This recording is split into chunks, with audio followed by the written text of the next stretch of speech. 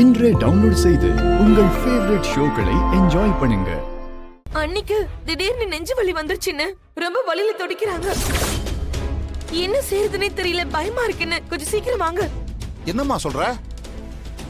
தங்கச்சி பயப்படாத, நான் உடனே கிளம்பி வர்றேன். சரிங்கண்ணே, சீக்கிரம் வந்துருங்க. மாமா, என்ன மாமா, அக்காவுக்கு என்னாச்சு?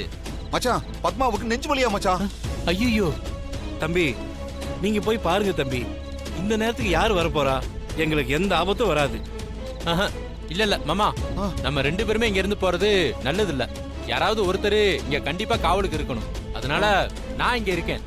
நீங்க போய் அக்காவுக்கு என்னாச்சுன்னு பாருங்க. சீக்கிரமா கிளம்பி போங்க. போங்க போங்க மாமா. சரி மச்சான், இந்தாம்மா. ஐயோ, ஆஸ்பத்திரி எல்லாம் போக வேண்டியிருக்கும் தம்பி. நீங்க ரெண்டு பேருமே போயிட்டு வாங்க, அதான் நல்லது.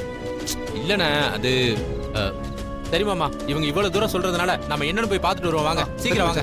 நீங்க ஜாக்கிரதையா இருங்க, நான் போயிட்டு வந்துடுறோம். அண்ணா, எதை பத்தியும் கவலைப்படாதீங்க, வந்துடும். சரிங்க.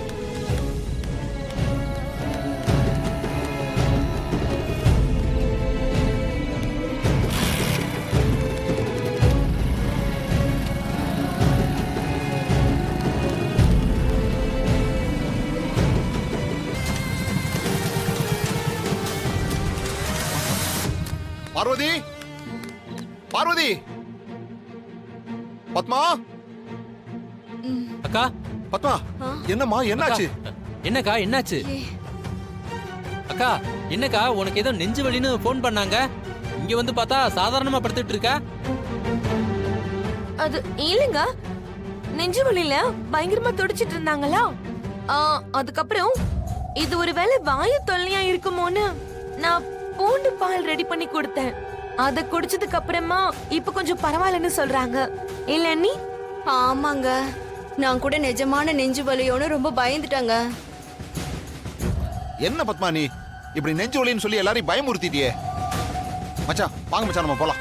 சரி மாமா. ஏங்க, இப்ப எங்க போறீங்க? தமிழ் வீட்டுக்கு தாண்டி. காவல் காக்க வேண்டாமா? என்ன நினைச்சிட்டு இருக்கீங்க நீங்க? இந்த ராத்திரி நேரத்துல அடுத்தவங்க வீட்டுக்கு போய் காவல் காத்துட்டு இருப்பீங்களா? நீங்க என்ன வாட்ச்மேன் வேலை பார்த்துட்டு இருக்கீங்களா?